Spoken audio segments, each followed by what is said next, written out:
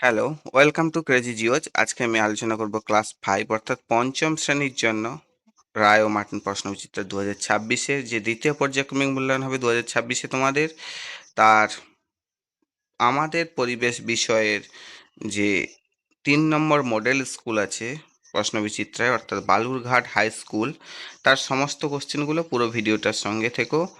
একের দাগে দেখে নাও সঠিক উত্তরটি নির্বাচন করতে বলেছে অর্থাৎ মাল্টিপল চয়েস কোশ্চেন। দেখে নাও 1.1-এ আছে, দেখো মালভূমি অঞ্চলের মাটির রং কোনটা হবে? মালভূমি অঞ্চলে কি মাটি দেখা যায়? লাল কাঁকুড়ে মাটি, অর্থাৎ অপশান ক হবে রাইট অ্যান্সার। লাল মানে আগে যে রাস্তা ছিল মোরাম রাস্তা, মোরাম কোথা থেকে আসতো? মালভূমি অঞ্চল থেকে, ওই রকম মাটি দেখা যায়। 1.2-এ দেখো ডিবিসির অবস্থান যে নদীর উপর তা হলো কি?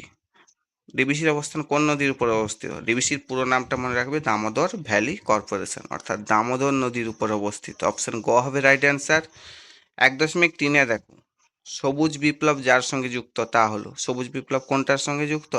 সবুজ, সবুজ কোনটা হয়? উদ্ভিদ বা গাছ সবুজ হয়, অর্থাৎ সবুজ বিপ্লব কৃষিকাজের সঙ্গে যুক্ত। অপশন গ হবে রাইট অ্যান্সার। 1.4-এ দেখো মাস্টারদা নামে পরিচিত ছিলেন কে? মাস্টারদা নামে পরিচিত ছিলেন, অপশন খ হবে রাইট অ্যান্সার, সূর্য সেন, মনে রাখবে।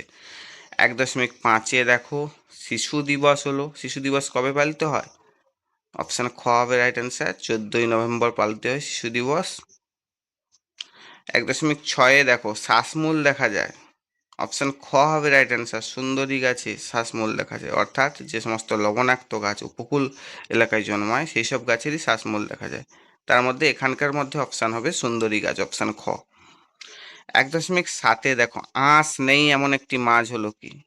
আঁশ নেই অনেক মাছই আছে, শিঙি, মাগুর, ট্যাংরা, তবে এখানকার মধ্যে যে অপশানটা হবে অপশান গ, ট্যাংরা। ঠিক আছে। 2-এর দাগে দেখো শূন্যস্থান পূরণ করতে বলেছে। 2.1-এ দেখো গোবর ড্যাশ সার হিসেবে ব্যবহৃত হয়। গোবর কোন সার হিসেবে ব্যবহৃত হয়? গোবর একটি জৈব সার, রাসায়নিক নয় নিশ্চয়ই, তাহলে শূন্যস্থানে লিখবে জৈব সার। গোবর জৈব সার হিসেবে ব্যবহৃত হয়। ড্যাশ ভারতের সংবিধান রচনা করেন, কে ভারতের সংবিধান রচনা করেন? শূন্যস্থান লিখবে ডক্টর বি আর আম্বেদকর। ডক্টর বি আর আম্বেদকর ভারতের সংবিধান রচনা করেন। 2.3-এ দেখো উত্তরাখণ্ড রাজ্যের ড্যাশ হিমবাহের গোমুখ গুহা থেকে গঙ্গার শুরু। উত্তরাখণ্ড রাজ্যের কোন হিমবাহের গোমুখ গুহা থেকে গঙ্গার শুরু? শূন্যস্থানে লিখবে গঙ্গোত্রী হিমবাহ। উত্তরাখণ্ড রাজ্যের গঙ্গোত্রী হিমবাহের গোমুখ গুহা থেকে গঙ্গার উৎপত্তি বা গঙ্গার শুরু। এবার 3-এর দাগে যে কোশ্চেনগুলো আছে দেখে নাও। বাম স্তম্ভের সঙ্গে ডান স্তম্ভ মেলাতে বলছি, আমি এখানে সোজাসুজি করে দিয়েছি, এইভাবেই মিলবে। তোমরা যদি তীর চিহ্ন দিয়ে মেলাও শুধু এইভাবেই মিলবে। দেখে নাও 3.1-এ আছে দেখো বাম স্তম্ভে ভারতের প্রজাতন্ত্র দিবস, সেটার সঙ্গে কোনটা মিলছে? প্রজাতন্ত্র দিবস কবে পালিত হয়? ডান স্তম্ভের ঘয়েরটার সঙ্গে মিলছে, 26শে জানুয়ারি আমাদের প্রজাতন্ত্র দিবস পালিত হয় প্রত্যেকটা স্কুলে, বিভিন্ন জায়গায় ভারতের। 3.2-এ দেখো 12ই জানুয়ারি, 12ই জানুয়ারি কি পালিত হয়? 12ই জানুয়ারির সঙ্গে এখানকার ডান স্তম্ভের গয়েরটা মিলছে, যুব দিবস। এছাড়া 12ই জানুয়ারি কি? স্বামী বিবেকানন্দের জন্মদিন। তাহলে এখানকার মধ্যে গয়েরটা মিলছে, যুব দিবস হবে যেদিন স্বামী বিবেকানন্দের জন্মদিন। 3.3-এ দেখো 23শে জানুয়ারি, 23শে জানুয়ারি কি হয়? এখানকার সঙ্গে অপশান খটা মিলছে, অর্থাৎ নেতাজির জন্মদিন। 3.4-এ দেখো শিক্ষক দিবস, শিক্ষক দিবস কার জন্মদিনে পালিত হয়? অপশান ক এর সঙ্গে ডান স্তম্ভে মিলছে, দেখো সর্বপল্লী রাধাকৃষ্ণনের জন্মদিন। এবার 4-এর দাগে যে কোশ্চেনগুলো আছে দেখে নাও। নিচের প্রশ্নগুলির অতি সংক্ষিপ্ত উত্তর দিতে বলেছে। ডিবিসির পুরো নাম কি? একটু আগেই বলেছি শর্ট কোশ্চেনের সময়। ডিবিসির পুরো নাম মনে রাখবে দামোদর ভ্যালি কর্পোরেশন, বাংলায়ও দেওয়া আছে দেখবে দামোদর ভ্যালি কর্পোরেশন। এবার 4.2-এ দেখো কোন জেলায় বেড়াতে গেলে তুমি অজয় নদ দেখতে পাবে? অজয় নদ কোন জেলায় দেখা যায়? বীরভূম বা পশ্চিম বর্ধমান, এই দুটো জেলায় গেলে বেড়াতে গেলে তুমি অজয় নদ দেখতে পাবে, বীরভূমেও দেখতে পাবে আর পশ্চিম বর্ধমানেও দেখতে পাবে। এবার 4.3-এ দেখো চৈতন্যদেবের জন্মস্থান কোন শহরে অবস্থিত? চৈতন্যদেব কোন শহরে জন্মগ্রহণ করেছিলেন? অ্যান্সার দেখে না, চৈতন্যদেবের জন্মস্থান হলো নবদ্বীপ শহর, নদিয়া জেলায়, যেটা নদিয়া জেলার নবদ্বীপ শহরে। এবার 4.4-এ দেখো মালদায় রেশম কীট পালনের জন্য কোন গাছ লাগানো হয়? রেশম কীট কোন গাছে চাষ করা হয় আমরা জানি, তুঁত গাছে। তাহলে মালদহে রেশম কীট পালনের জন্য তুঁত গাছ লাগানো হয়। এবার 4.5-এ দেখো, কে বঙ্গভঙ্গের পরিকল্পনা করেছিলেন? বঙ্গভঙ্গের পরিকল্পনা করেছিলেন লর্ড কার্জন।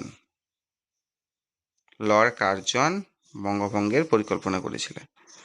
এবার 4.6-এ দেখো, একশৃঙ্গ গন্ডার কোথায় দেখা যায়? একশৃঙ্গ গন্ডার দেখা যায় জলদাপাড়া বা কাজিরাঙ্গা অভয়ারণ্যে। একশৃঙ্গ গন্ডার দেখতে পাবে জলদাপাড়া বা কাজিরাঙ্গা অভয়ারণ্যে গেলে একশৃঙ্গ গন্ডার দেখতে পাবে, ঠিক আছে। এবার 5-এর দাগে যে কোশ্চেনগুলো আছে দেখে নাও। নিচের প্রশ্নগুলির সংক্ষেপে উত্তর দিতে বলছে, যে কোনো 5টি। 5.1-এ দেখো, বহরমপুর কেন বিখ্যাত? বহরমপুর বিখ্যাত, পাশে কিছু ছবি দেওয়া আছে দেখো। মুর্শিদাবাদ জেলার সদর শহর বহরমপুর, অর্থাৎ মেন যে শহর মুর্শিদাবাদ জেলার কোর সিটি সেটাই হচ্ছে বহরমপুর, যেখানকার হচ্ছে রেশম শিল্প অর্থাৎ সিল্কের জন্য বিখ্যাত, এবং কাঁসা পিতলের বাসনের জন্য বিখ্যাত। মেনলি কাঁসা পাথর পিতলের বাসন, কিন্তু পাশে কিছু ছবি দেওয়া আছে দেখো। পাশে নিচে নিচে দেখো, ডান দিকের ছবিটা হচ্ছে ওই যে সুতোর মতো দেখা যাচ্ছে আঁশ, ওটা হচ্ছে রেশম সিল্ক, যেটা তুঁত গাছে চাষ হয় রেশম কীট, সেই থেকে পাওয়া যায়। আর পাশে দেখো কাঁসার বাসনপত্র, থালা বাটি গ্লাস এটসেট্রা আছে, কিছু মূর্তি আছে ডান দিকে দেখো। এইগুলোর জন্য, এই কাঁসা বা পিতলের বাসন এবং মূর্তির জন্য বিখ্যাত। আর রেশম শিল্প অর্থাৎ রেশম কীট চাষ হয় তার জন্য বিখ্যাত। এবার 5.2-এ দেখো, তিতুমিরের আসল নাম কি? তিনি কাদের বিরুদ্ধে লড়াই করেছিলেন?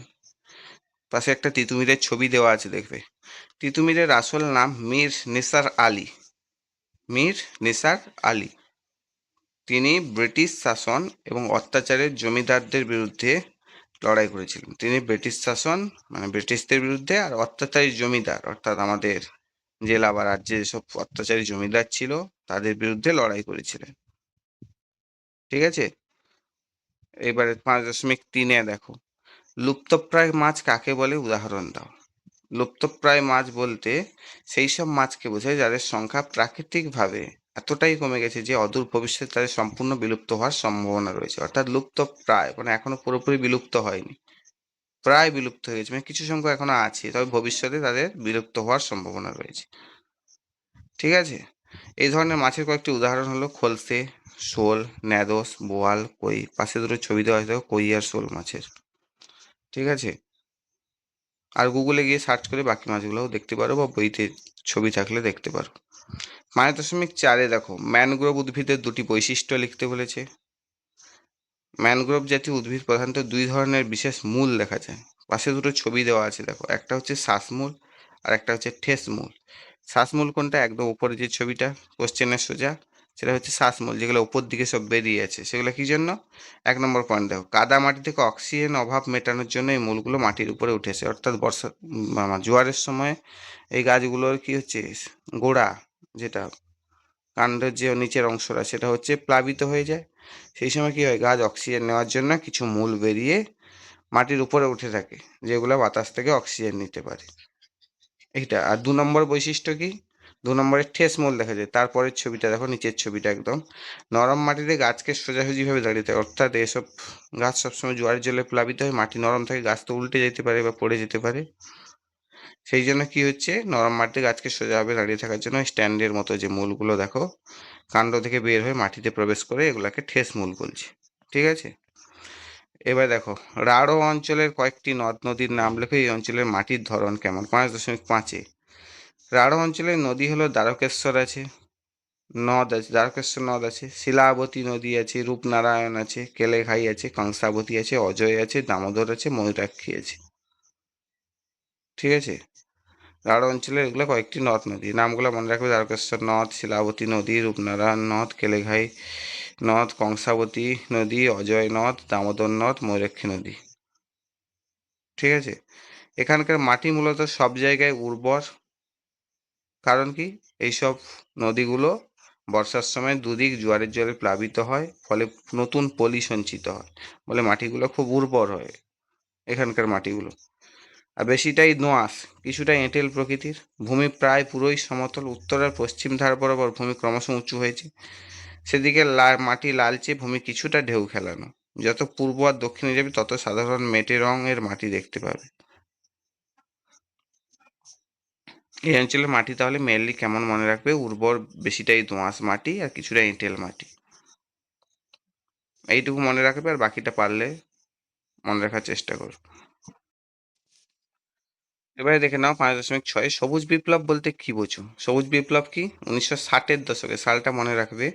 উন্নত মানের বীজ এসেছিল, অর্থাৎ হাইব্রিড বীজ যাকে বলা হয়। রাসায়নিক সার এসেছিল, বিভিন্ন রকম উন্নত মানের রাসায়নিক সার, কীটনাশক এসেছিল উন্নত মানের, এবং আধুনিক সেচ ব্যবস্থা অর্থাৎ সাবমার্সিবলের মাধ্যমে সেচ কার্য, সেলোর মাধ্যমে সেচ কার্য এটসেট্রা ব্যবহারের ফলে কৃষিক্ষেত্রে বিশেষ করে গম ও ধান উৎপাদনে, বিশেষ করে গম উৎপাদনে মনে রাখবে, যে অভাবনীয় জোয়ার বা বিপুল উৎপাদন বৃদ্ধি এসেছিল তাকেই সবুজ বিপ্লব বলে। ঠিক আছে, ভালোভাবে কোশ্চেনগুলো পড়বে। আর ভিডিওটা পুরো দেখার জন্য অসংখ্য ধন্যবাদ তোমাদের সবাইকে। আর ভালো যদি লাগে বন্ধুদেরকে শেয়ার করে দাও। কোনো কিছু জানার থাকলে বা কোনো কিছু বুঝতে না পারলে কমেন্ট করে জানাবে। আর সাবস্ক্রাইব করে বেল আইকনটা প্রেস করে দাও যাতে পরবর্তী ভিডিওগুলো খুব তাড়াতাড়ি পেয়ে যাও। Thank you, tata.